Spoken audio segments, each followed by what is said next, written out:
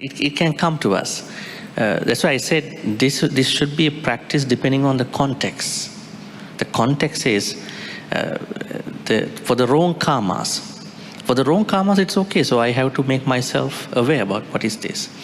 But for my inner circles, I may not be able to do in that way. Right? Somebody is cooking for you and asking how are the food. You might say, when eating food, I eat. No comments. Really? I invited you today. So you are just giving me this kind of a blanket comment. That's why, if you are doing that, it will be selfish. Right? So that's why it depends on the context. I said, Matta is better for the side of wrong karma. Inviting for a dinner and eating is not a wrong karma. But eating excessively, drinking excessively, doing things excessively, maybe adultery, maybe all the wrong side. It is more towards that side. So then it helps us to slip into that aspect. So I don't think it is, because it depends on the context. So any Buddhist quality must be practiced with wisdom. Let me explain a little bit more.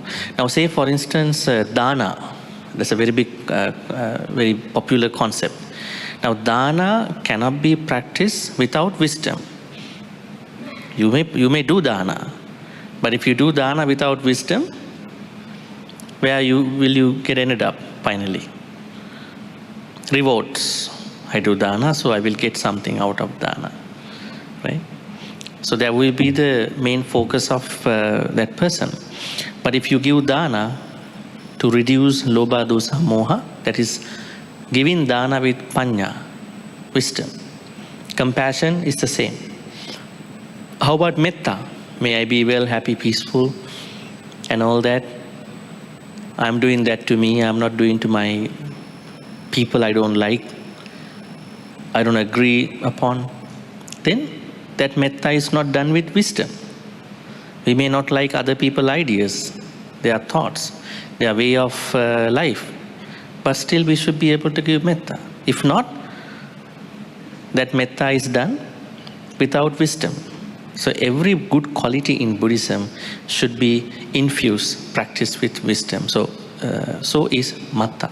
So matta should be practiced with wisdom. Wisdom means you should know where should I do it, where should I not exactly, like nimitta, anuvyanjana, marks and features.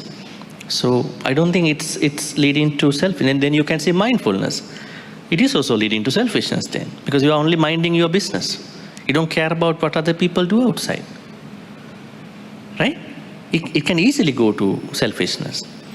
That's why the Buddha said in Satipatthana Sutta, when you practice any mindfulness practice, you must practice it internally and externally. How did he say that? You practice breath meditation. You are watching your own breath. And then now the Buddha is asking you to practice externally as well. How to do that? So one day when I said this long time ago, practice it externally, somebody misunderstood. Then the person was commenting, I practice it, but it didn't help me. I asked, how did you practice? I was trying to observe the other person's breath next to me. I said, what is that meditation called? You will never get anywhere, This breathing practice externally means you have to understand, just like I breathe and breathe out, other people, every sentient being breathing in and breathing out.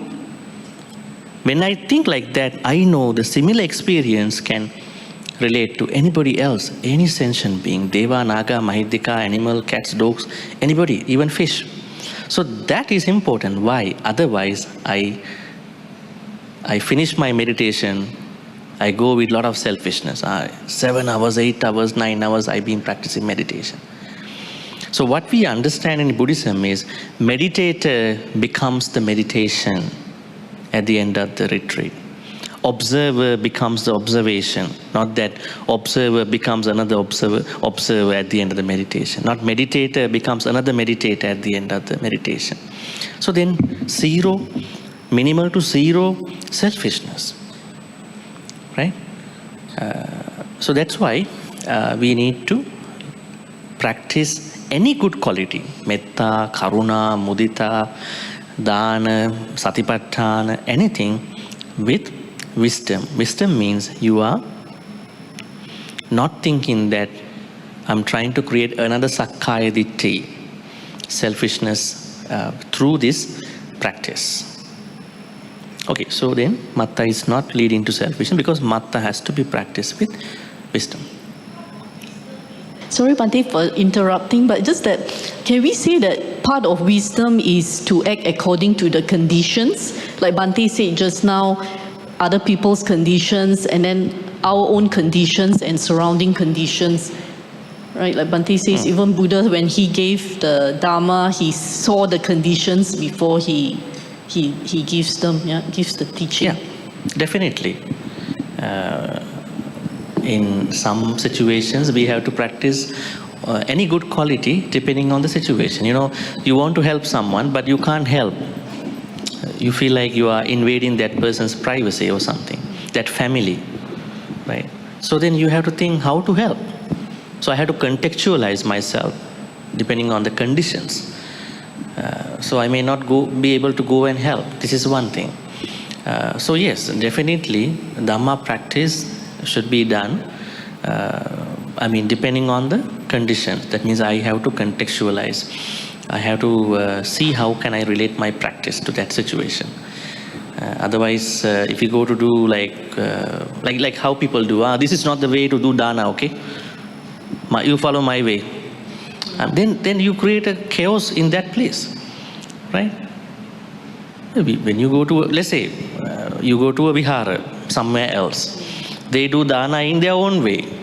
You don't need to change those people. You just participate in that dana. Why should I bring my own thoughts into that thing? It's a same Buddhist practice is being contextualized in their own culture situation. I remember there was a time that some Sri Lankan a group of Sri Lankans in Winnipeg, Manitoba, couldn't find a Buddhist monk for their Vihara. You know, a lot of Canadian temples are houses. They can't afford to buy a rezoned property. And then they invited a white monk, Caucasian monk. Well, there are a lot of good monks. But he was a Canadian white monk from British Columbia. And then now the Sri Lankan culture, they bring dana to the Vihara and then they offer. And after, during the ceremony, at the end of the dana ceremony, they expect monk to conduct the transference of merits, pouring water and all that. So he declined. This is your part. I just accept the dana, you do your things, right? And then they were offended. Yes, it might be your practice, but we are bringing dana, so it has to fix, it's a contextualization. So finally they could not accommodate him over there. Because your discipline is for you. When you are staying somewhere, you have to adjust, right? So I think that adjustment is contextualization, understanding the conditions and then do it, right? So that's how I look at it. That's a temple context. Now think about, you have friends, very good. You have two good friends. One is good in the way that you like. The other one also good, but not in the way you like. So then you understand, should everyone be good in the same way? No, I don't think so. Everyone is differently good and differently bad. I don't think that the goodness that I see in myself should be the same goodness. Maybe goodness in nature may be the same, but that person should do things in the same way how I do. Some people will not say thank you to you. They will not, admit certain things. but they're still good people. Maybe they are used to a different way. So that's why I'm saying any good quality in Buddhism must be practiced by understanding causes and conditions. This is also important, not even conditions. Causes and conditions, and thereby contextualizing depending on the situation, place. So I think that applies to Matta and all that. Can I take the other questions after this? Okay, please. Yes, second question, please.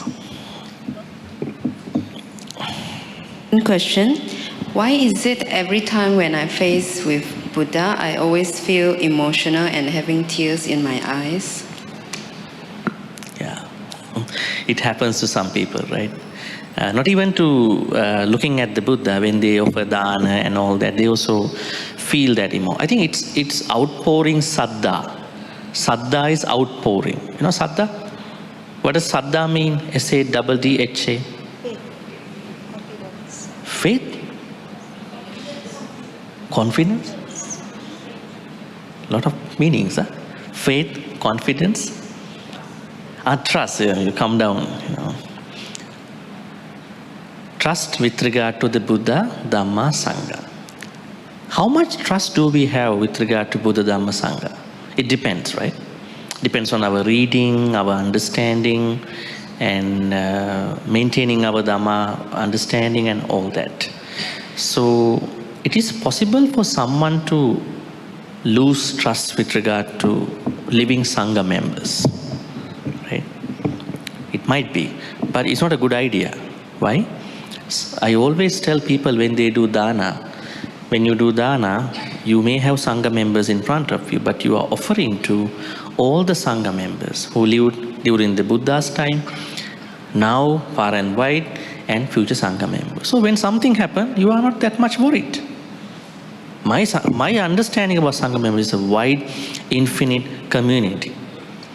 Then you think about a situation, you only like one particular Sangha member too, and then for a long time, suddenly something happens. And your whole trust, everything will also be affected. So try to extend that trust to that many, infinite number of Sangha members. So then you have a very, unshakable trust. The Buddha used the word avecca pasada. Saddha must be unshakable. But some people's saddha is always volatile, contingent upon whether what they like is happening or not in the viharas or other places. Right? So why? Whatever happens, let them do whatever they want. But my saddha is not volatile. It's firmly rooted.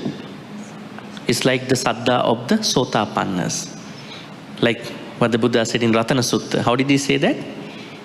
Yatinda kilo pataving situ siya chatubhivati bi asampakampiyo. This is what the saddha should be. That means in ancient times, when the royal forces want to mark the boundary of the state, they are digging a place for the Indrakila, something where very strong pillar. So that pillar is firmly grounded. And then whether the wind comes from the east, west, north, south, that none of the winds can do anything for that. So when you are a sotapanna, your saddha is firmly rooted. Let's say you are, sotapannas to be, would-be sotapannas. Would-be sotapannas. So then we call them chula sotapanna. Or we could say saddhanusari, dhammanusari type of, going to become sotapanna, potential sotapannas. At least you know, my saddha has to be stable. Now in that example, someone who sees a Buddha statue suddenly burst into tears, become very emotional. So then how you practice Dhamma at that point? When you see your child, when you see a loved one, you may be with happy tears. There is a point that you know that you didn't have the company with that person for so long. But when you see the Buddha, always you are crying. So, now let me ask you, what is the mental state behind crying, tears? That means sadness, right? Some kind of sadness, so tears. What is the mental state behind sadness or tears? In Buddhism? Huh? Grief, it also goes to grief. Grief, sadness, crying. Huh? Yeah, releasing is what's happening. I'm asking what's the mental state in Buddhism that Buddhism identifies behind crying and then sadness, grief. Dosa. Conflict. But what is the conflict by looking at the Buddha? I have no conflict. You either, right? You have no conflict with the Buddha. The conflict is with your trust. You haven't understood Buddha through the 9 great qualities. That is the conflict. Then you are crying.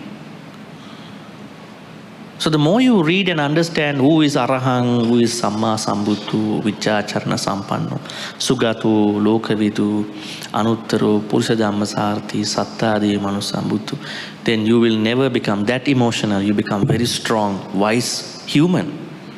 Buddha doesn't want you to be emotional, that kind of a fragile person. Yes, you may be emotional in your relationships, but spiritually you should be a strong, motivated, encouraged person. Because we have a lot to study, a lot to learn, a lot to practice. So I think it's a lack of proper saddha. So I think for the person who asked that question, you need to practice saddha properly. Understanding the Buddha, Dhamma, Sangha through the 24 great qualities. The Buddha has 9, Dhamma has 6, Sangha has 9. So then you will become a very spiritually strong person, not just body only, spiritually strong person. And then whenever you see the Buddha, he reminds you of path. Hey, get back. You are derailed already. Get back on track and then keep doing that. So that is what he reminds us. Not that you see him crying, tears are bursting. Yes. Bhante mentioned that for Matta Meditation, our sanya or perception is very important. And sanya is related or influences Vedana, feelings, and then this will arise to thoughts or sankhara. But sanya... Sankhara is karma. Thoughts and karma, then sankhara. Okay. But sanya is conditional arising. It's conditioned. So our sanya is conditioned from internal, external. So how do we change our sanya? My question. That is why we have to do matta. Matta changes, causes, conditions, and contextualization. Yeah, that's why we want to change, deconstruct this habitual pattern of sanya. That's why we learn matta. From birth, sometimes our sanya is also habitual and it's very tough to change. That's what I want to say, I guess. You mean by birth? Yes, we are conditioned from our family backgrounds, mother, father, maybe violent childhood, environment where we were grown up. Yes, we have been conditioned. Sometimes choicelessly conditioned. Yeah, choicelessly. Not that that's what I wanted, to be conditioned that way. So yes, it might be difficult to break free that kind of a habitual thing, but at least now you know there's a way to do it at this point. So let's say someone has a violent childhood, maybe someone was less loved by their parents and family members. So now it has become a sanya, memory, and then that sanya is conditioning that person over and over, right? So the thing is that, what can that person do? This person has to understand that the more I think about that past incident, the more I'm into that negative feeling. Finally, it's a negative feeling. So better to live in the moment. Matta helps us to live in the moment. So live in the moment means at least now I have somebody, I have my own family, or I have changed my conditions now. So if you say that yes, there is a habitual pattern, there are ways to change it. Changing causes and conditions for a new situation. It's still possible, but it depends on the amount of those things that everyone is going through. It's a very individualistic thing, yeah, but still possible through this idea of Matta. Thank you, Bhante. You mentioned how in the example of the lady or the person who asked the question, when they tear up seeing the Buddha, I try to relate that to my own experience when I get emotional coming to the monastery or the temple, and I feel some sort of relief seeing the light and maybe others praying, or seeing the beauty in the architecture, or just seeing the light again in my life. Trying to understand, would you then equate that maybe sense of relief of the returning of the light from maybe an imbalance of my alignment with my Dharma with my wrong view with my Saddha? Yeah, that is what is actually happening in reality. But I think a lot of people come to that point when they feel very emotional. Maybe they are they were with a lot of negativity before they come to the temple. Maybe in their life, when they see the peace, yes, tears are coming out. Just like when people are seeing us for some questions, before that they are crying a lot. I mean, I haven't answered your question yet. I mean, that means they are happy to have found out a way out. I think that happiness is what is happening. But still, then I'm trying to encourage, this crying is not necessary now. We have to find a wise plan for this thing, right? I think when people are coming out of a lot of negativity, once they feel that peaceful thing, it's natural for them to be with tears. But when they learn, they understand, now I have to work on something through the advices from a Sangha member, or from even they do it in front of counselors. Right? They burst into tears.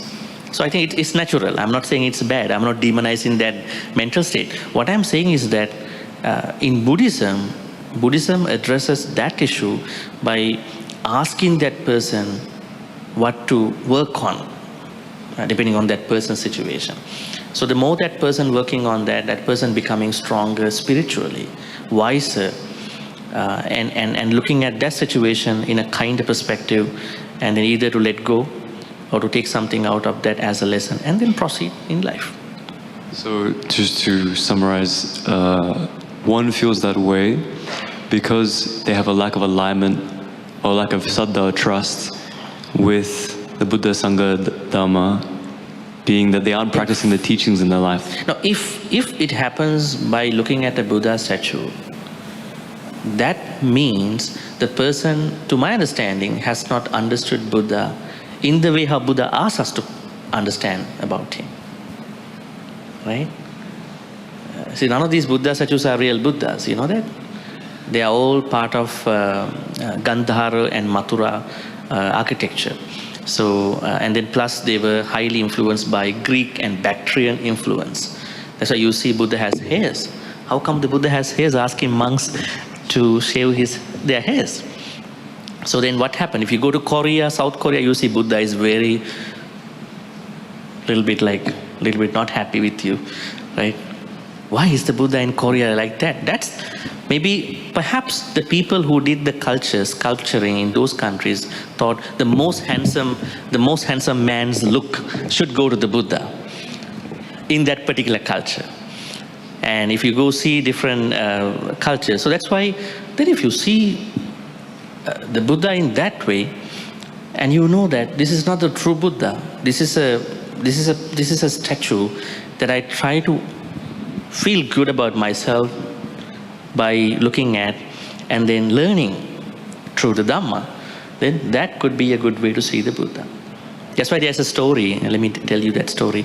One young monk was sweeping the floor, and then the Mara, it is said Mara, looked at this young monk. He's going to attain Nibbana, because every time he swept the floor, the compound, he's looking at how he swept. He's very happy. He piling up the garbage and all that. So Mara wanted to come and disturb him. So he came and asked him, you have to stop doing this thing. So one day we should do sweeping meditation. A lot of Maras will come to us then. I said, why should I stop? You know, I'm Mara, I tell you, you have to stop it. Okay, on one condition. Can you trance into the real Buddha? Have you seen him? Yeah, I have fought with him. Can you show me the real Buddha? Simple thing, I'll show you. But you should stop sweeping the floor this way, looking at it. And he became the real Shakyamuni Buddha. The Mara can be like that. Then the monk became an Arahant in a moment of time. So you think about someone crying by looking at the Buddha, someone became enlightened. Now tell me the reason. There's somebody who asked the question said, I'm pretty emotional, I'm crying, tears are coming out. The other one just saw the real Buddha, became enlightened. That's the reason. That means understanding the Buddha through what he told us, especially through the 9 great qualities. So although in our normal life, it's good that you find peace, relief by coming to a temple, even a Hindu temple, any temple, monastery. But in the next stage, what Buddha asks us is that you have to see me through Dhamma. You know the other story, Vakkali, the monk Vakkali, very famous story. Monk Vakkali always sitting next to the Buddha. Right? And one of the monks who took his life, Arahant monk later on. 2 Arahant monks who took their life, committed suicide. Very interesting. We have another follow-up question, why Arahants took their life? Not a good idea, right? So monk Vakkali was looking at the Buddha, why are you looking at me? I said, no, even before I became a monk, I like to see you. See your face, see your body, and that makes me happy and all that. And the Buddha said, no, you don't do that. You cannot see me this way. If you want to see me, you must first learn Paticca Samuppada. Very interesting. Yo Paticca Samuppadam Passati, so Dhammam Passati. That means causes and conditions, nothing else. Right? Paticca tells us every effect has a cause. Avidya, ignorance causes sankhara. Right? Then, what does avidya cause?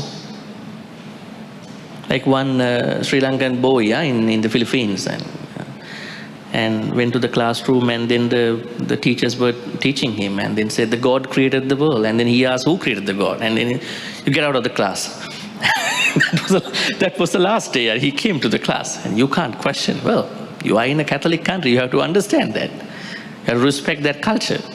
But we are questioning, what did avidya make up? The Buddha said, there's another cause.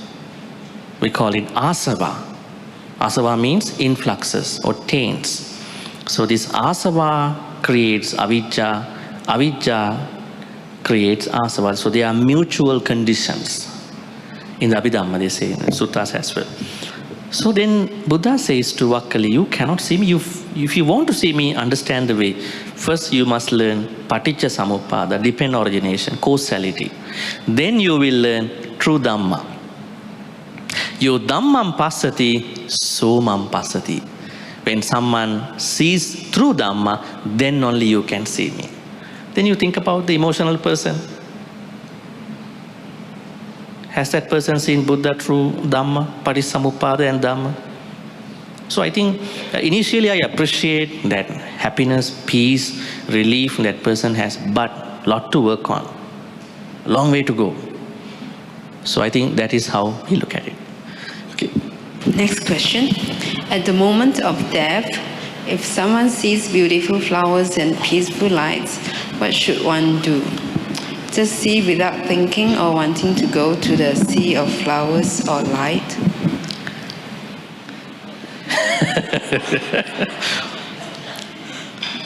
I can answer that. Beauty is in the eye of the beholder. But yes, so I think we don't know what time we're going to die, which date, what time we're going to die. It's okay, no problem. We don't have to find it out. Don't go to Nadi places in India and looking for palmistry and astrologers. Tell me when I die. Then the day that you know, you will be more stressed out. Maybe tomorrow, but it's okay. I'm happy. But if you get to know the real date and time from your proper Nadi from India, you'll be very stressed out. Better not to know that day. Right?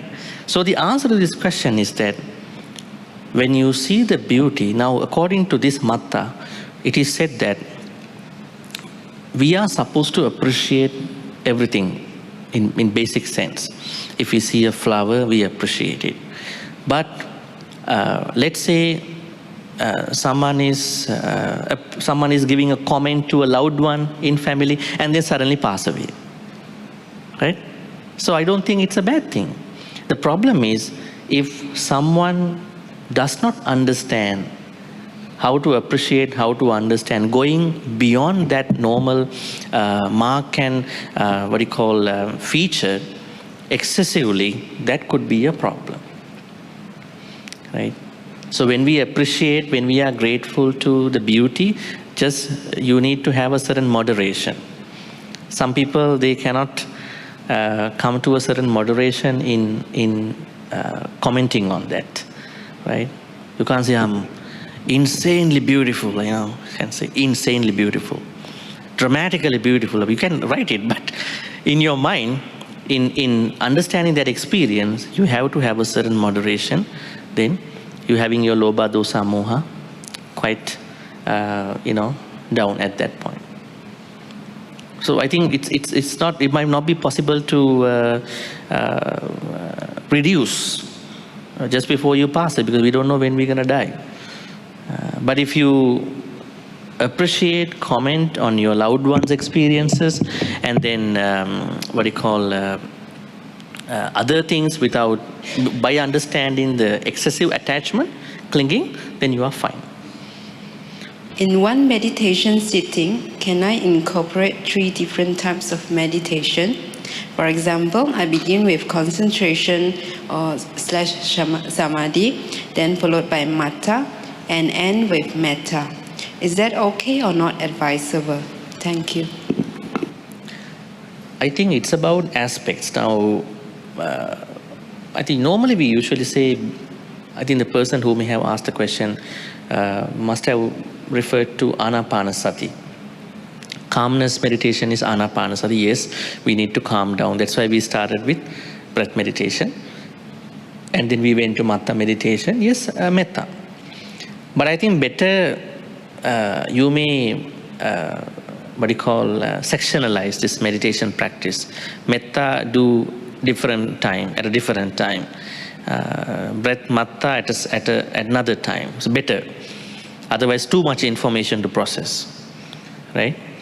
If you practice meditation, maybe morning time, breath and Matta, and then not even Matta morning time only, because when you talk, you have to know how you talk, right?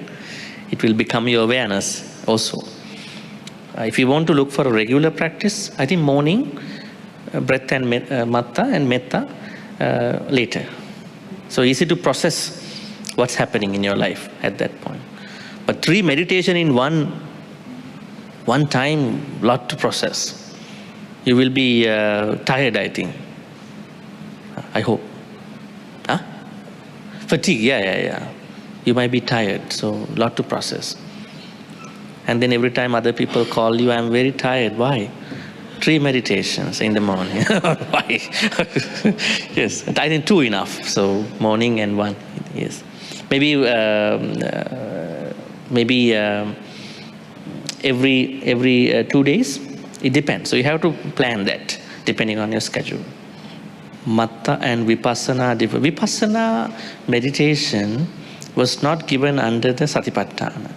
So Vipassana has been made as a meditation for the most part by the Burmese monks, Lady Sayadaw and all that. So as a response to Western enlightenment at that time. So yes, I mean what is vipassana? Seeing things as they are, or seeing things as they come to be, right? But that's a higher goal. That's what's happening in every meditation. Every meditation has a samatha part, vipassana part. You can't take them out. Now, metta meditation, do we have a samatha part? Do we have a vipassana? Yes. What's the samatha part? First, you have to calm yourself and then give to other people. If you don't give to other people, you don't have vipassana part of the metta meditation. Or maybe you try to isolate to people you like only. What about karuna, mudita? They all are having samatha vipassana. Samatha vipassana to our reading are two elements of any meditation, not a particular meditation. There are two stages of any meditation. You can't take it out, strip out from their elements. But what happened later on in the Sangha dissemination of the meditation, because normally we understand the idea, cultural idea is the Burmese Buddhism, they are quite on Abhidhamma and then meditation. And Sri Lankan tradition, they are more towards Sutta studies, and Thailand is more towards Vinaya aspects. You can't do that. Everybody has to go through those three. So, Matta, yes, Matta has a samatha part and vipassana part, just like any other meditation. But vipassana was maintained by Burmese tradition and later on by Goenka as a separate, sometimes secular meditation as well. This is what's happening. So now we are learning not from later traditions. Here we are learning from original early Buddhist traditions. That's why Matta meditation comes at that point. Yes. Next question. How to know and tell that you have made the right decision? Just to know enough, because that's just knowing. How to make a better decision. I don't think we make right decision all the time. Right? Putujjana, right? Putujjanas, and also like even anyone, they might not make the perfect decisions. They make better. They are supposed to make better decisions. But that means better means wiser decisions. How to make a wiser decision? Then, as a layperson, you have to know your blessings, because you are normally looking at your decisions, choices with regard to your success, right? Normally when you say, I made a right decision, that means you're looking at your downfall or success, right? Otherwise, you are not saying, I made a wrong decision. So then we have to learn what the Buddha told you to succeed in your lay life. Then when you know them, you will follow them. So then you will make decisions parallel to those blessings. Now say, for instance, what are the 38 blessings Buddha taught in the Mangala Sutta? Number 1, distancing from the unwise people. That's the blessing. But you still see them, you say hi and bāhiya, you are not, because you are supposed to practice metta. Right? When you talk to them, you have matta. You have metta because you say hi and bye. When you get to see them, talk to them, you should have matta, otherwise you will get ended up somewhere else. Then that's the first blessing. Now, someone didn't make this proper decision, surrounded with wrong people. Then what is happening? I didn't make a right decision in my life. So then, where is this right choices connected to? Not understanding lay life, successful lay life, just in the way Buddha taught us. So you need to learn Mangala Sutta. Then downfalls, Parabhava Sutta. Parabhava Sutta. Sutta on downfalls. I think if you learn these suttas, you will know how to be a successful, happy lay person. Now what will happen is that you're always unhappy being a lay person. You're always looking for becoming a monk. And this is what's happening to many people. Because you haven't studied those teachings. You think only one way out. If you're not happy in your lay life, become a monk and nun. That's a very, I think that's not a nice decision, because the idea is that just because you took the robes, it doesn't mean you become a better person. Because you have to be around the Sangha monastic traditions. It's a lot.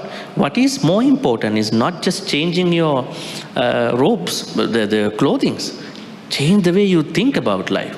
Right decisions. Just because you don't like lay life, you want to just change your clothings. That won't be the nice way to do it. So, if you learn how to be successful as a good layperson, financially, Buddha talks about this thing extensively in our sutta studies. Monday, we have been talking over and over about Pattakamma Sutta, Vyakapaja Sutta. What else? So many suttas we are talking. How did the Buddha ask lay people to be happy people, successful people? And every time when they look back, I have made right decisions, wisest decisions ever in my life. But for those who haven't read them, who only look for Nibbana only, your only way out is change your clothes. You'll be happy. You will not be happy too, I tell you. Because you just only want to change your attire, clothings. Right? So, it is about understanding what the Buddha told you. If you want to be very much serious, you go become a monk. There's no problem. But if you are trying to escape from lay life problems, that's a different thing. There were people during the Buddha's time who did that. That's a different case-based specific stuff. So I think the main reason is you will feel that you make the right decisions when you follow those teachings in your daily life. Why I cannot find the term Matta Meditation in the Google? I can find on Matta Meditation only. I wish to learn more about this Matta after the class. Thank you. Because your perception was Google can give you everything. But this is Bhante Chandima told you. Google cannot give you everything. That's why you have to read it. You have to read extensively. Right? That means there are a lot of things that the Google cannot give you. Forget about the AI. Google is more trustworthy before. AI can give you artificial, of course it's artificial. So that's the reason. So we are introducing today with this retreat, Matta is a meditation. Source is Bāhiya Daru Chiriya Sutta. So there are no information, and this is the information. And today we are creating all this information. Yes, that's the reason. So there are a lot of Dhamma things which you may not be able to find on Google sometimes. Yeah. And somebody asked me, Bhante, was it a typo in the text? Was it metta? No, it's matta. So yes. Yes, yeah. Somebody has a question? Yes, back to just now the question the lady asked that upon death, where you see bed of flowers and light, are you going to follow or not? My question is that, let's say upon death of your loved one, going to leave, what should we do and what should we say? Because I remember that the time when my mom going to leave us, and my sister, they all were saying that, Mom, just follow the light. So what happened if the dead person they're going to leave, what she see is not light, it's going to create conflict, right? She's going to create confusions. So actually, what should we do? Okay, so if it is a natural death going to happen to someone in a hospital or in house palliative care, so what you can do is that you don't try to teach anicca dukkha anatta to that person. Right? Now you are going to die, there's a lot of pain, right? Anicca. Now you have to focus on pain. Pain is anicca. The person will be flabbergasted. Oh, you are telling me it's so much painful. You are not painful, but I'm painful. So you are scaring that person. You are giving a lot of bad vibes, spiritually speaking. Actually, when someone is going through a death, what should we do?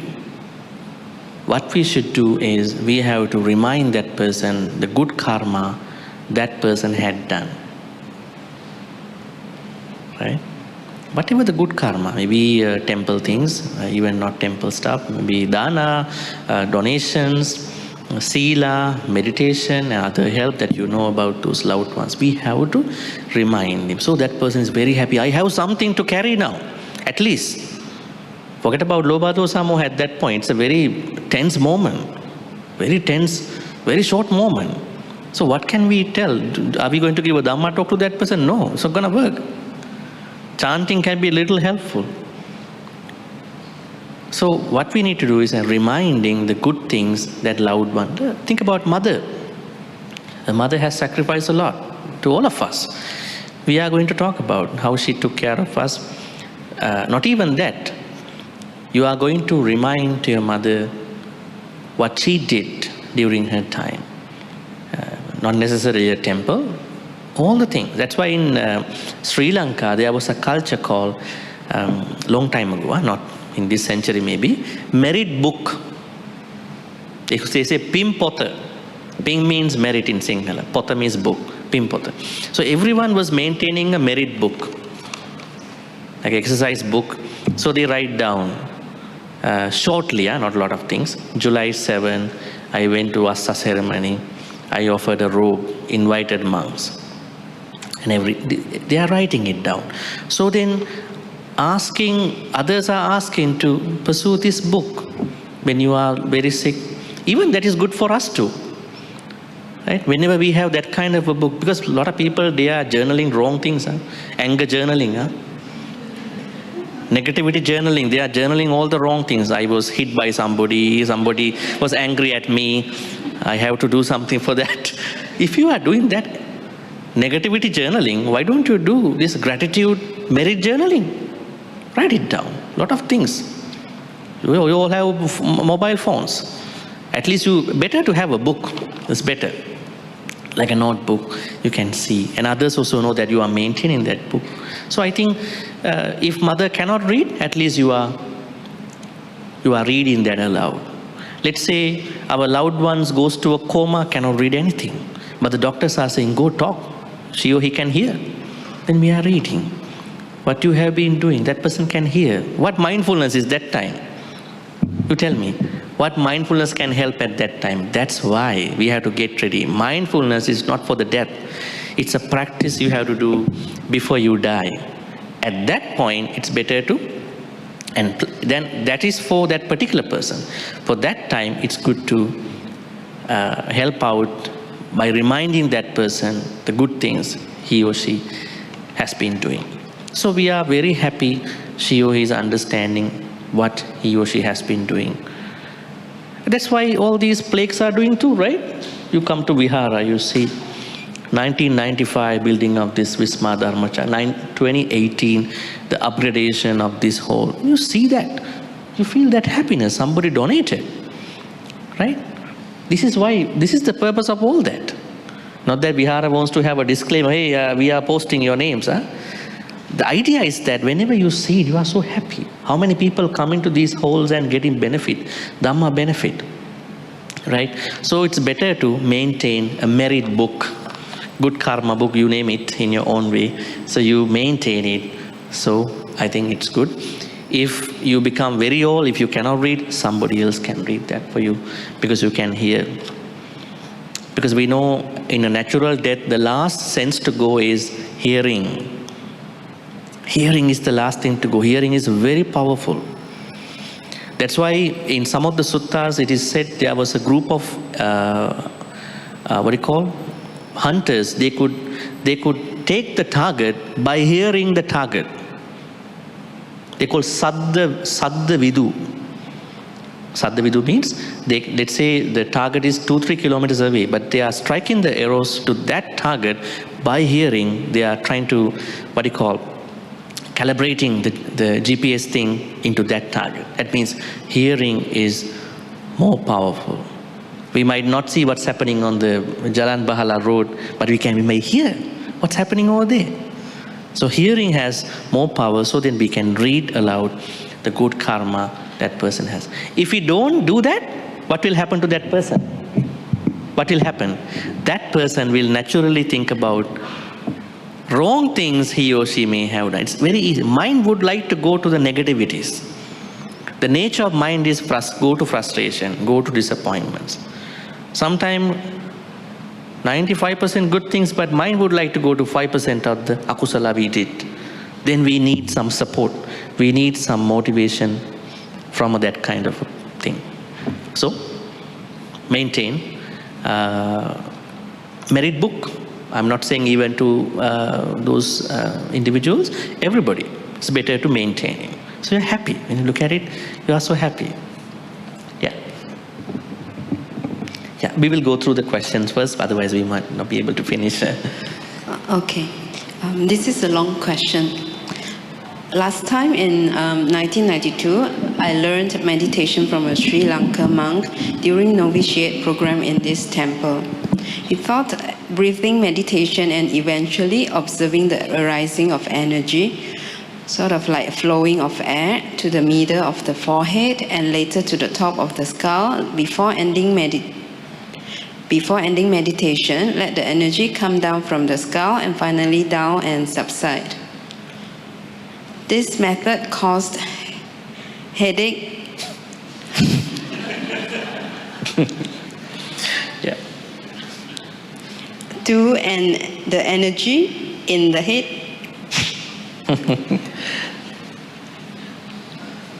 Okay. Sorry. Okay, now, you can read the last part. Yes. I dare not practice meditation from then. What can I do? Okay. Yeah, to let the energy subside. It has been bothering me for more than 30 years. Somebody Thank has you. stopped your meditation. That's why I say it's better to learn something from a better source. I respect the Sangha member who came from Sri Lanka a long time ago, right? But that's why the Buddha said, if you don't learn the proper things, better not to learn it. Now it looks like how many years? Almost 40 years going to be, yeah? 33 years. Going to be 33 years. And because you learn it, I think you came for a novitiate program. Yeah, that's why. Let me tell you something. Now, that kind of breath meditation, the breath is going everywhere and then the Vayu Dhatu, they are mostly coming from Burmese tradition. They want to locate the breath. That's their way. So we respect that. And then some of the Sangha members have developed their own versions in that. So what did the Buddha say? Did the Buddha ask us to locate our breath in the suttas? Satipatthana, Girimananda. Did he ask? What he said? How did he ask us to practice breath meditation? Awareness. In real Pali, true Pali words, Ujung kayang panidhaya, parimukang sating upattapetta. Ujung kayang, keeping your back straight, that's a good thing. And then, parimukang sating, where to take your breath now? Where are you going to observe your breath? Parimukang. Mukam means face. In front of the face, this part. Not the nostrils, lips, and some places they are looking at the rising and fall of the tummy. Right? They're asking you to do, then you must have a big tummy to do that easy, you know, go up and down. So I think these are later traditional thoughts, while respecting them, but see that gentleman was really frustrated for the 30 years almost. That means that meditation stopped him doing any meditation. So what kind of a loss? So that's why you need to learn meditation from early suttas, not from school Buddhism, from different countries. That's why we're picking up these things by telling you the reference. Udana Pali 1.10. You can see here, Bāhiya. Satipatthanas, go and read those suttas. Let us learn from original suttas. That is better, right? That is very good. And also you need to keep in mind that some meditations, you need to learn meditation, especially depending on your character. The Buddha asked yoginis to know their character and then to get the right meditation. Why did I say so? Now think about a meditation like Asubha. Asubha means? Asubha? Unpleasantness of the body. There is someone who has a good understanding about everything. So do you have to go to a mortuary to see how they are doing the embalming? To see unpleasant? I don't think so. You understand unpleasantness of the body, but you still love. I mean, say for instance, you are in a married life. You have to maintain it. You are always going to see mortuary stuff, couple times a week, couple times a month, because you want to feel asubha. Why you go there? You already have. You all know what is pleasantness, what is unpleasantness. And finally, you're going to hate your lay life. Why? Dead bodies. I saw how they are cutting dead bodies. I saw how they are doing the embalming process. I don't think you have to, because you don't know why the Buddha told this Asubha. This is the problem. Why did he say? He told Asubha to some monks who had hypersexual thoughts. So, it's not for everybody. So you have to find out the right meditation. Right?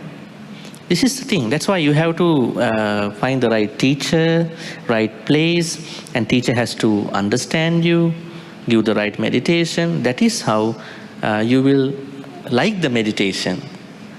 Now think about Maha Vihara organized this novitiate program 33 years ago. They had good intention. They did everything in good faith. But finally, this meditation for that particular gentleman, right? So that's why, don't worry about it. You need to find the right teacher. The teacher has to understand your character and give the right meditation according to how the Buddha said in the suttas. So then I think this would have not happened. So once again, I'm telling you, in breath meditation, you don't need to locate your breath anywhere rather than you watching in front. Next question. Okay, next question. By the way, please forgive me for laughing to the Dhamma friend that wrote the question. Sorry. You were not laughing, actually. It's a bit humorous. Sorry. Okay, next question, also a long question. Dear Bhante, as medical professionals, we encounter patients that keep saying that their body sensations are nothing. They ignore it, not labeling or diagnosing further body sensations such as tightness in chest can be detrimental long term. It can be an early signs of a cardiac problem. Can Bhante please advise from a perspective of a patient and a medical person, when is it wise to just notice the sensations versus paying attention for further investigations? On the other hand, there are patients that exaggerate their body sensations and medical professionals are not able to label or diagnose anything. Based on the Matta Meditation concept, please kindly advise. Thank you. That part is something that people are ignorant. Some people, now say for instance, someone is misunderstanding about cardiac arrest for a gastric pain, right? I think people are not aware about the acute pain and especially a cardiac arrest signs. They were not very much educated in this system anywhere in the world. So they misunderstand. So I think it's not that patients are ignoring it, perhaps. Maybe they are not educated to say that in that way, right? But anyway, what is happening is that they even don't care until something happens. So my understanding through the Matta is that yes, you need to watch it, you need to be educated, you need to share with the right person, a doctor. On the other hand, there are patients that exaggerate their body sensations and medical professionals are not able to diagnose anything based on the Matta Meditation concept. Yes. Well, when we see a doctor, especially cardio doctor, surgeon or whoever, we need to tell the truth, right? We need to properly,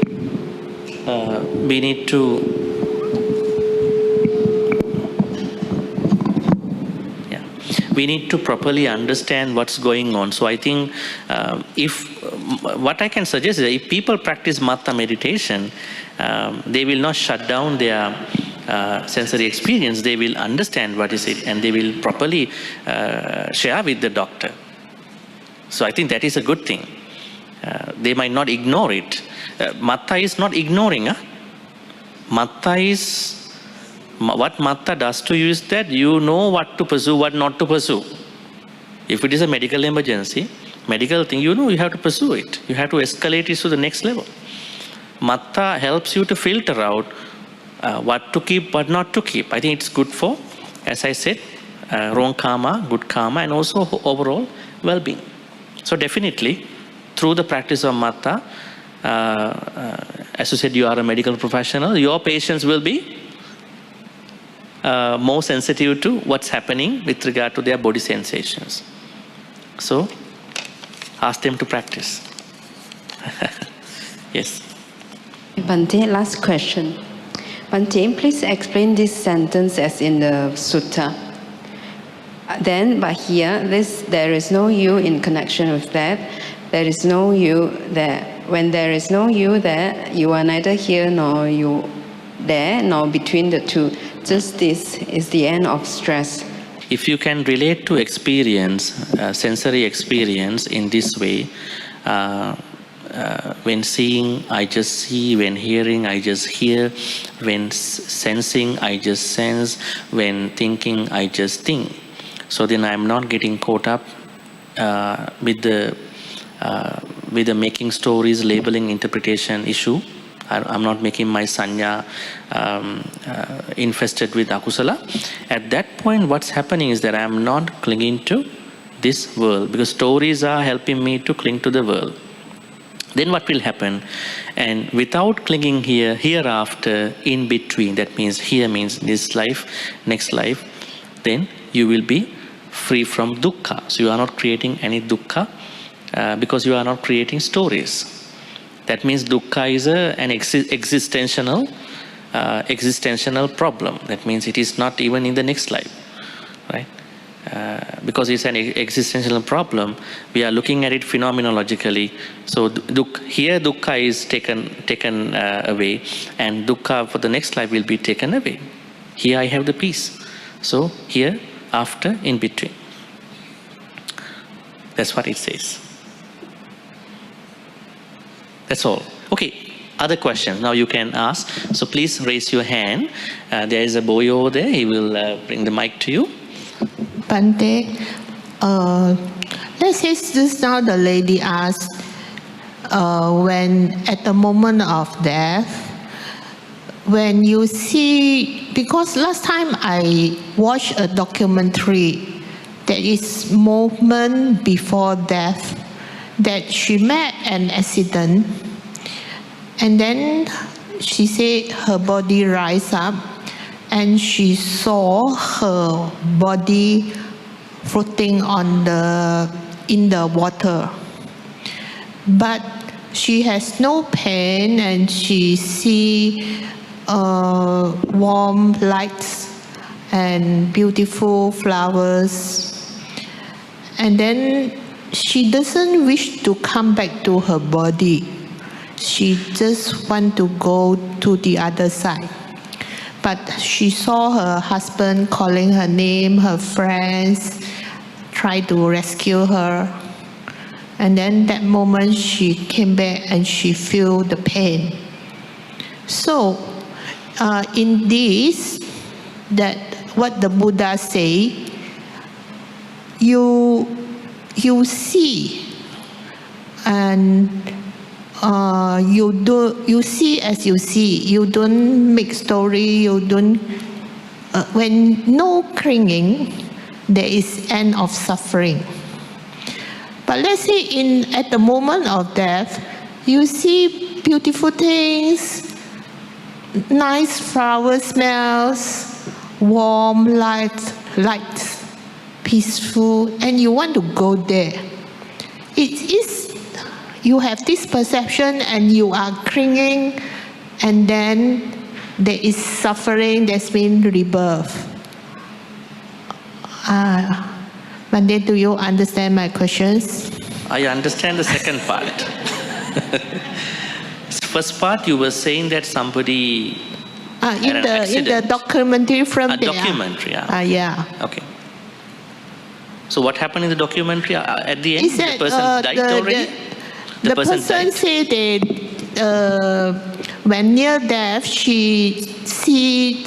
You are talking what you call near-death experience. Yes. But she didn't die. She didn't die. Okay. People Understood. call her. Then she come back again. Okay. But the situation where she see when she is up there is completely the same as the husband and friends told her what is the condition when she was near death. So my question is, let's say we near death, we see things, beautiful flowers, warm light. Should we say, oh, lights, flowers, and don't cling to it? Or we go there as what the lady said, she doesn't want to come back to her body. She Alright. just want to go there. Okay, so we have to contextualize Matta into that moment. I don't know whether you have a lot of courage to practice Matta if you are the one who is going through that moment. Now, say for instance, when we are going to die, according to Abhidhamma says that we have what you call javanas. Javana means, how to call them in English? Volitional creators. That means when I think now, when you think at the moment, we have 7 javanas. That's a full-grown javana list. But when you die, it goes down to 5. Because you are not creating better karmas just before you're going to die. Your consciousness knows you're going to exit the body. That's the interesting thing actually. Abhidhamma says your consciousness knows I'm not going to be here anymore, so I cannot do my regular process over here. So it goes down to 5 javanas. So the problem is things like Matta meditation, such a very philosophical meditation, the possibility of bringing Matta into that point is a little bit challenging. But if you think you can do so, it's a better thing. But think about the garden is not anybody else, it's your own garden. You have a garden in your house. You have grown beautiful flowers. And you are liking your flowers. What's the problem? You think you have a nice rose flower. You're going and you're going to see it. Maybe you're going to pluck it. Because you want to, then what is happening? You're going to offer to the Buddha. Because it's beautiful. Then how to see Matta in that? That means appreciating, accepting the beauty of something is not Matta. Not appreciating is not Matta.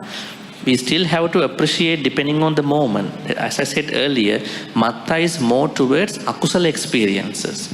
Excessive akusala experiences. Now, if you take that example into your own garden, you have nice flowers, you praise them because you want to offer to the Buddha, that's a different experience. I want Buddha look to be nicer. So it's a kusala experience at that point.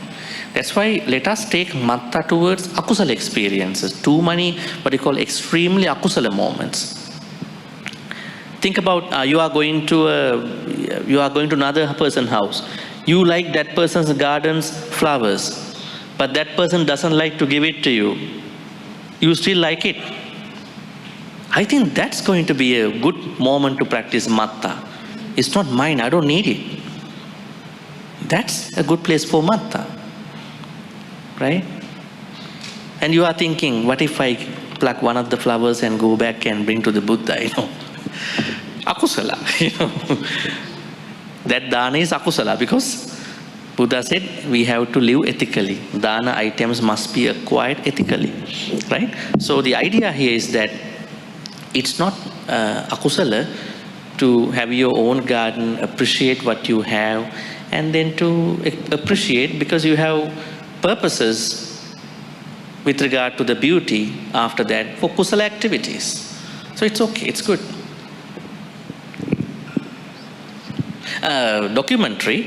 Documentary thing, I don't know whether it's a real experience. I have also heard similar experiences. Someone met in an accident and totally out of consciousness. But then the person feels I'm in the sky and I can see paramedics come and take me out. And as you said, loved ones also rush to the place. And then I feel, I don't know then what happened to me after that. Maybe they gave me morphine. They gave me morphine. I don't know what happened. Paramedics gave me morphine, and high dose morphine. Then I tell the story after that. It's like the British national who survived in the flight crash. And he just say a story and then that's it. Right? I just came out of the flight. Everybody else passed away, died. Right? It's something that, so how do I relate this to a normal life? The flight crash, how did you come out? I just came out. That's it. How? No, I just came out. I'm okay. So I think it's a similar experience. You say that I was in the sky and then I'm floating and I'm seeing it was a very bad accident. But then I don't know what happened. I think that they gave me a lot of morphine. So yes, there are those things. Also, I want to add some of the researches done by Ian Stewardson, one of the professors at Virginia State, long time ago. They are not modern researchers. 1,000 case studies published in 1980s, I think. And he went to Sri Lanka. His most rebirth stories coming from Sri Lanka. And he found out he was hypnotizing one girl, and she said, I was stung by a big cobra somewhere. And now he's trying to find out that original house. And then he also done some of the, what you call, death experiences from the next life. Now the person died asking, what was it? It was actually some of the people he hypnotized, they were saying, they were almost going to die, but they didn't die. They come as a very happy moment. I was like in a jhana. Now don't try to die, yeah? They were saying that moment was such a because the natural death, unless you don't have any pain, that moment should be a happy moment, right?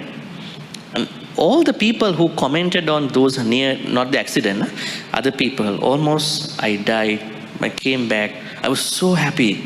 Ecstasy. I had ecstasy. But when I came back to the real mind, I was not happy. So those experiences, he was saying, now don't take it for granted. Huh?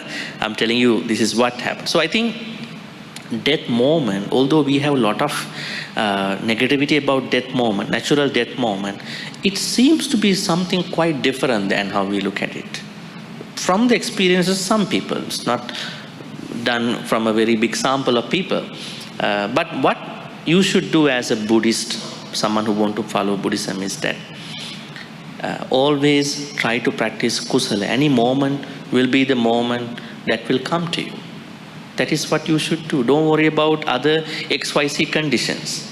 Sometimes we cannot change condition and we cannot have control over conditions too. So just let it be. It will happen in the right time, but you die with some kusala thoughts. Earlier we talked about merit book. That is also supportive. But you die with the kusala anytime. From here, maybe another 10 years, 20 years, maybe tomorrow, but you die with kusala thoughts. That's what is very important to us. But if you are looking for, Bhante, give me advice what to do when I die. Do you know when you die? That's an irrelevant question. And you are very stressed out. Don't look for the date of the death.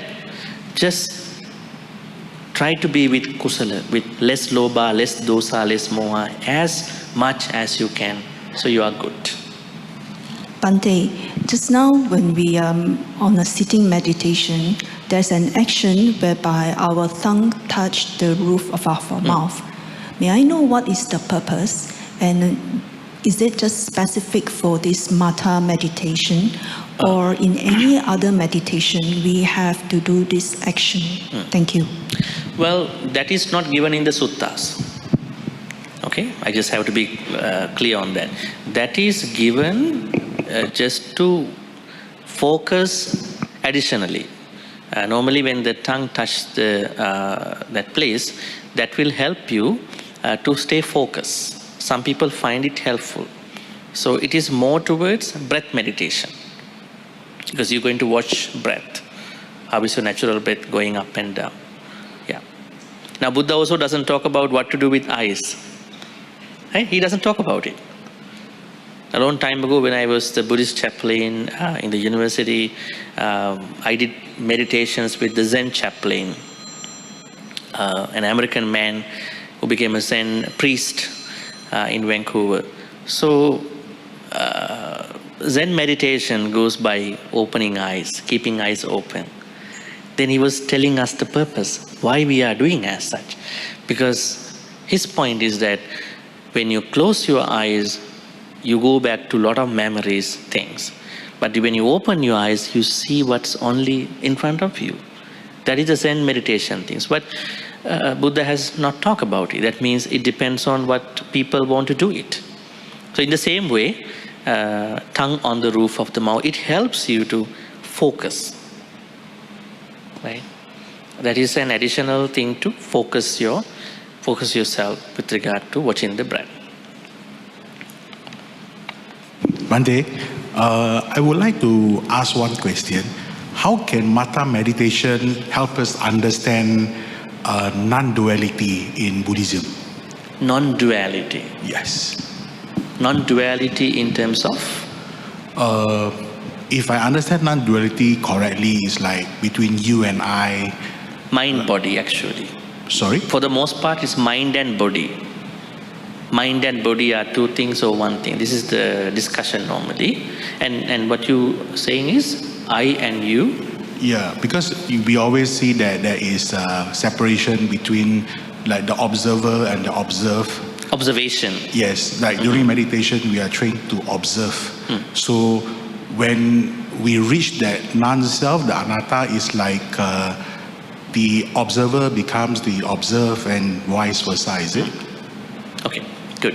So this idea of non-duality or duality goes back to early Hinduism. They were talking something called Dvaitavada, Dvaita and then Advaitavada. So especially what we understand is that mind and body, actually it started from that. Now you see people look at mind and body as two things. And how did the Buddha tell that to us? The Buddha said, no, Nama Rupa cannot be separated. Right? Nama and Rupa cannot be separated. Because there is no Rupa without Nama, no Nama without Rupa. Then why did the Buddha dissect it? Why did he break them? Just to give us information, additional information. So now in your case, what you asked us was that yes, it's about anatta. That means when we practice meditation, if I carry the idea, I meditate all along, right? I observe. That can be a problem. That's why when you practice meditation well with Matta, actually, Matta helps us. When I see, I just see. Then this I become seeing. There's no I at the end. Earlier there was I to see, but then I transform into seeing. There was only a seeing, no I. As you proceed, this will be the thing. Earlier I hear and I just hear because I want to get rid of the normal problems in my life. But when I continue that, I understand there was no I heard, there was a hearing. When I proceed, I sense, but I understood there was no I sense, but there was a sensing. And furthermore, going forward, earlier I thought, and then it became, there was a thought.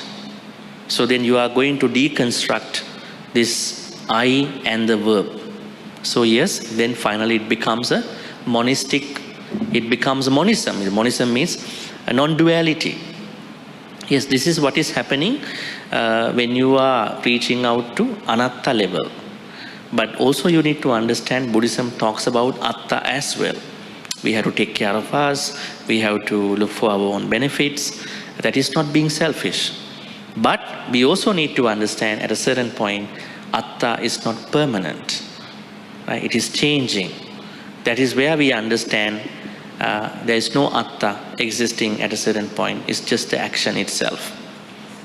Yeah. So I think Matta is a very good way to practice that, and it will help you to even touch that anatta perspective. And that's another very interesting aspect to look at it. All right, so we can take one more question, and then we will go for the... Thank you.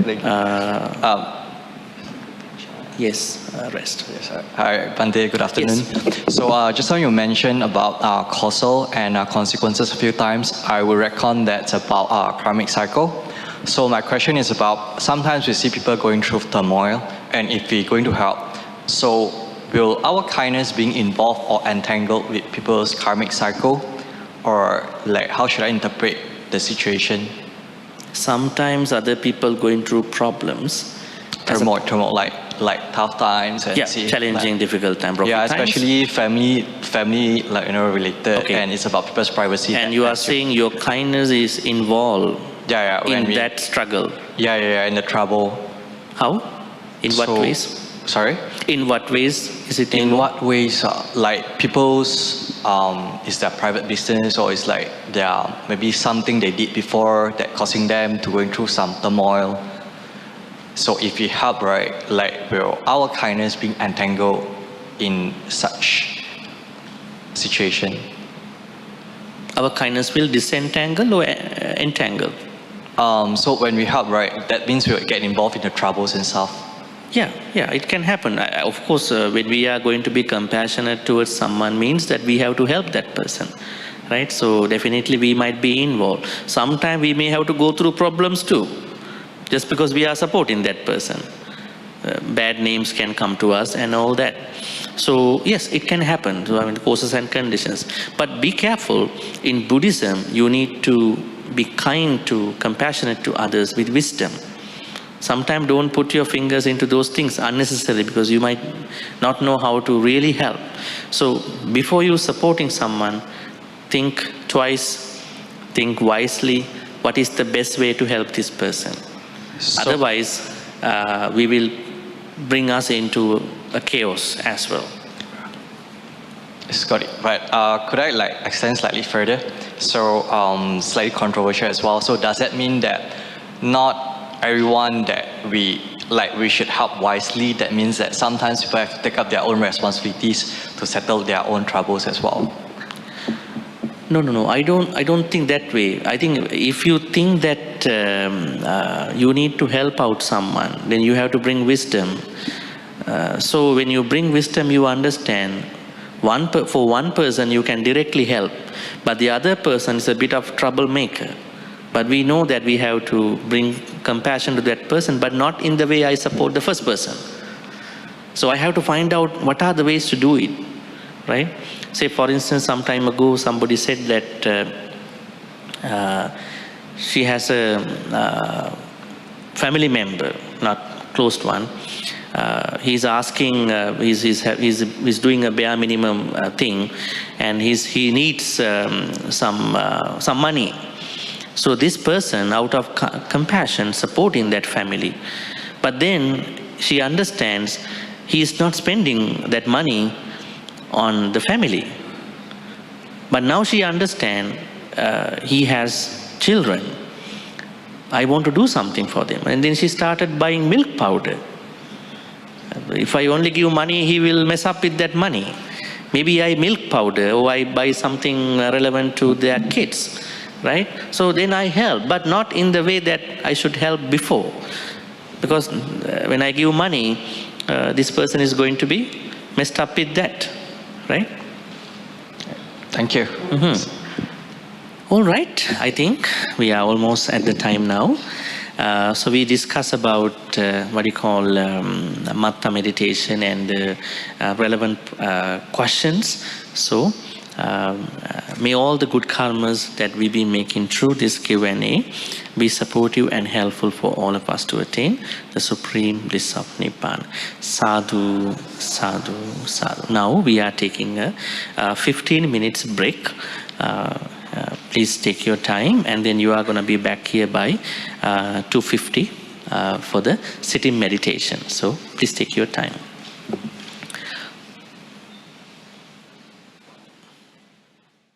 Now, my friends, I hope that you may have read Bāhiya Sutta during the time and also meditated and all that. So now it's time for any sharing of any experiences today with regard to what you learned, what you did today. And if you have anything to share, he will give you the mic. So please raise your hand if you want to share anything. What you learned today about Matta meditation. I'm glad to come here with my father and mother, so it's an honor. And it's a beautiful journey with beautiful friends and wonderful memories. Yeah. And the food is good, of course. Yeah. That's also. Good. Thanks, Bhante, for the insightful retreat. I think the point on removing the stories we create is so big and such a great reminder. When we were doing our walking meditation, when I saw something, my mind started going. I started laughing to myself because I remembered your wisdom. And it's so true. It's so true because I create so many random judgments out of nothing. And I think it's such strong wisdom to come back to. I have no idea about who this person that's walked in front of me, but I've created some story about who they are, where they've come from, what wrong they're doing to me, why I suddenly don't like them, blah, blah, blah. And it's all nonsense because I don't know anything. I've just suddenly they've appeared in my experience. So I think more than anything, what comes to mind is not creating stories, or when they arise, letting them pass. So thank you very much. Good evening, Bhante. Good evening. Yes. Thank you very much for teaching us. I've learned not to overindulge myself with all the sensual pleasures. All the while I've been too relaxed on myself, and I feel that it's not a good thing. And I feel that I learned a lot from Bhante, from your wisdom, and I really appreciate your teaching. And I hope that I'm going to go on practicing what Bhante has taught me all the while, even on Bhante's online classes, which I appreciate very much. Thank you, Bhante. For me, Bhante, I find it very difficult to do. It's easier during meditation, but it's more difficult in our everyday life because I think we have, for me, I have too much ego. So I feel like mindfulness in everyday life or sati is very important to catch seeing as seeing, hearing as hearing. And I guess we need a lot of practice, or practice is key here. Because of our habit is not into really seeing as seeing and hearing as hearing. We will start to judge people and all the opinions start to come, yeah. So it's good to maintain mindfulness all the time. But definitely I learned a lot. Application is now the key to the practice, yeah. Thank you. Thank you. Thank you, Bhante. There's something we can, further investigate about any good thing. With regard to any good thing, we need a consistent practice, consistent practice. Let's say we know this is not good, but still it is happening. Like you said, somebody who is in front of me, I don't know who is that, I don't have to know, but my mind wants to know. Right? It wants to create a story. Who is this person? Where is he coming from? Looks, everything, and marks, nimitta, and what do you call? Features, anubhyanjana. Nimitta, anubhyanjana, pushing me. Hey, go find. Who is this person? But if you take a moment of time, I don't need to find out. That's an effort, but it gives me happiness, depending on the situation. So consistent practice is very important. For any Dhamma thing you learn here today, Matta, anything else in your life. Yes. Yeah, Sukyoto Bhante. Towards the last part of the sutta, when Buddha expressed out this statement, where water and earth, fire and air do not remain. What exactly it means? Thank you, Bhante. Let's go take a look. Bāhiya was attitude. He practiced in line with the teachings and didn't trouble me about the teachings. Bāhiya of the bark cloth has become fully quenched, Arahant. Then understanding this matter, on that occasion the Buddha expressed this heartfelt sentiment. Where water, earth, fire, air don't remain. That means, what are they? 4 elements. So when you attain enlightenment, 4 elements don't trouble us. Right? We call them solidity, fluidity, temperature and motion. Now they are troubling us. How they are troubling us? We feel, we create stories for the pain that I'm having. If I just hit myself with a solid stuff, oh, I have pain, I create a story about that pain.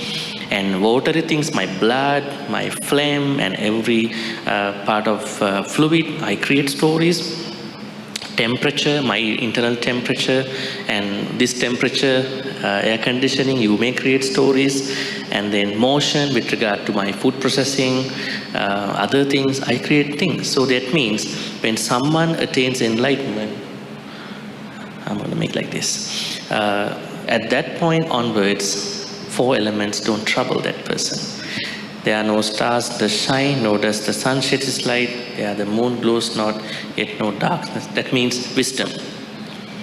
And when a Muni, sage, a Brahmin, here Brahmin means Arahant, another name for the Arahant, find understanding through their own sagacity means wisdom.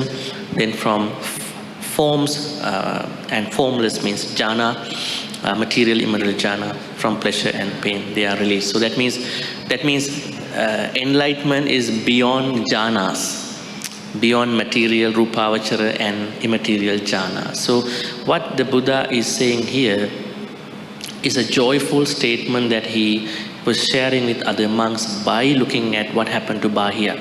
Bāhiya was killed by a female cow who delivered a new baby, but he did his thing that he supposed to do.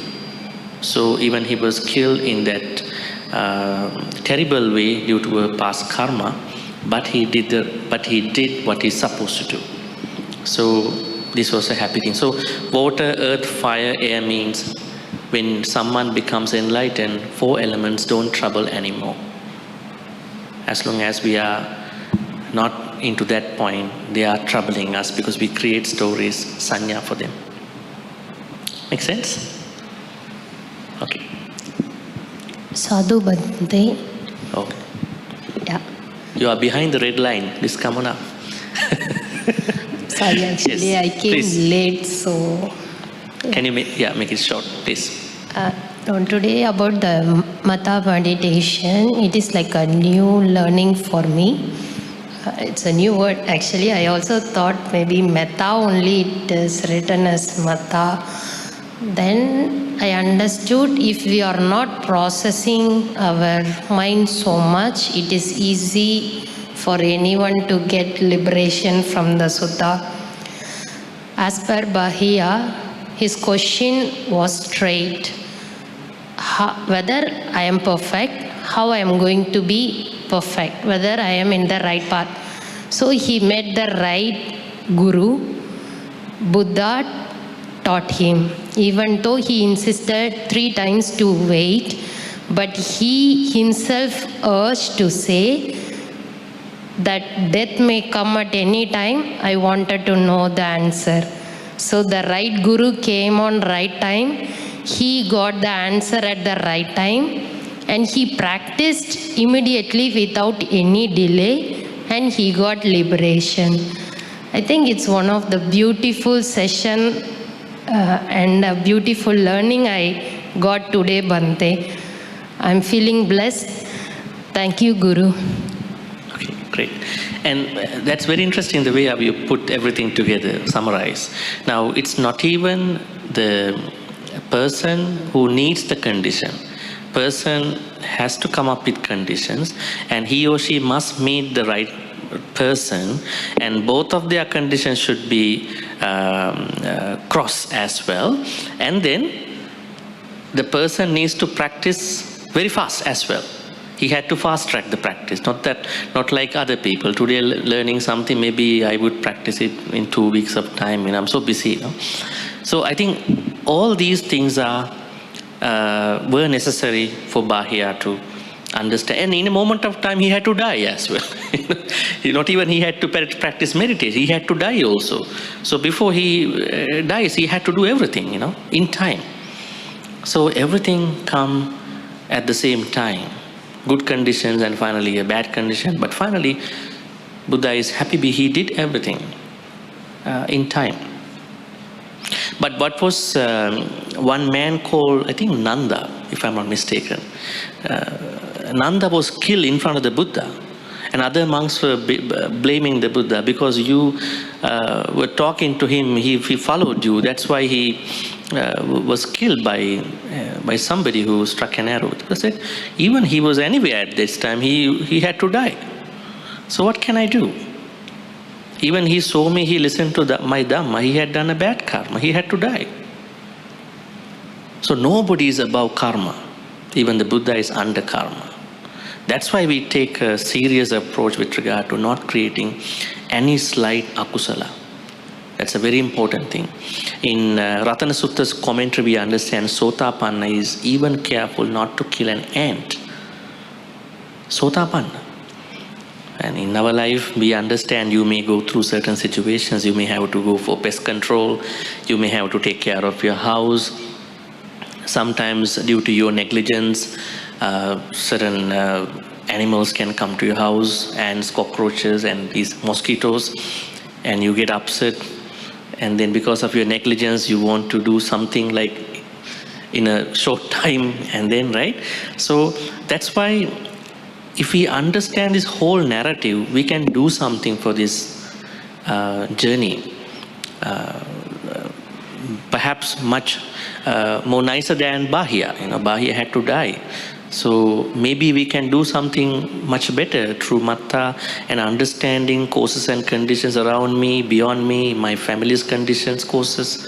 So this is why Matta is very important as a meditation, daily awareness, and as a lifestyle method. Talking in moderation, mitabani, eating and drinking in moderation, bojane mattanyu, and digital consumption, mindful scrolling. All these are part of Matta in the long run. So I think we have almost come down to the time.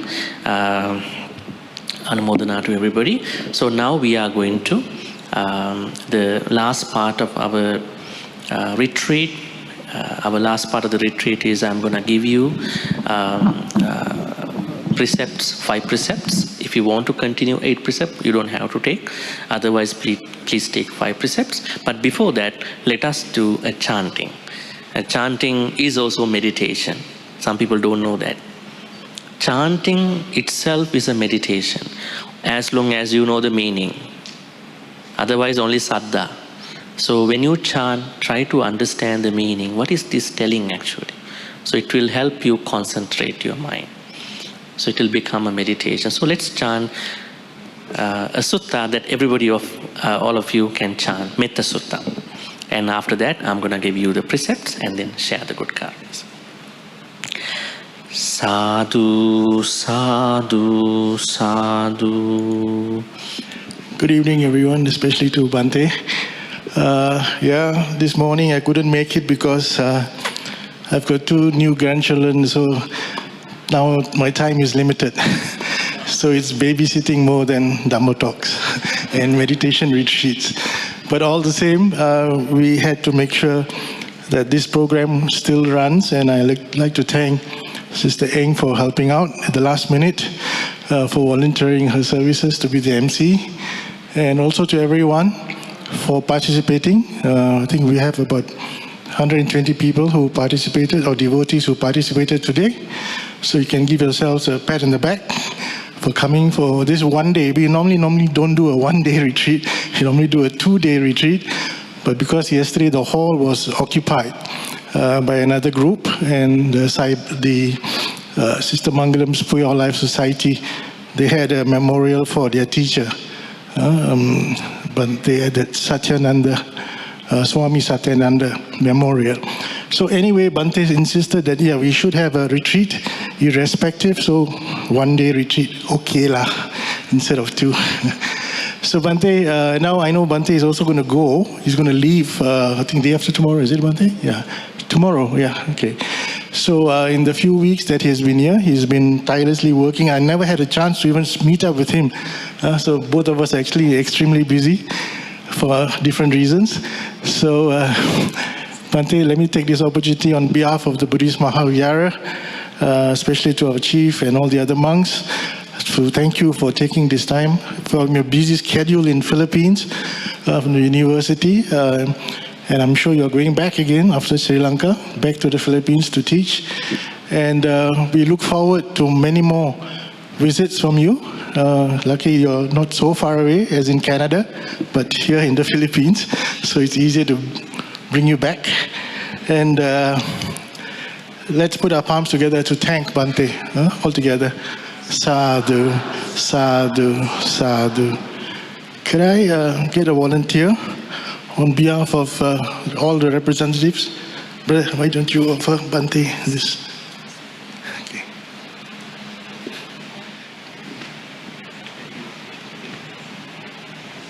Sadhu, sadhu, sadhu. So we've come to the end. It's 5 o'clock.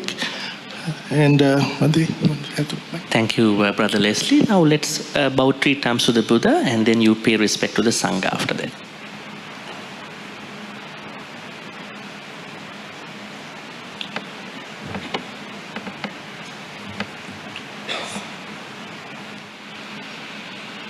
Sadhu, sadhu, sadhu. At the same time, we are thankful to those volunteers in the back for taking care of the event too. Thank you, everyone. Wish you a pleasant evening till we see again. Yes.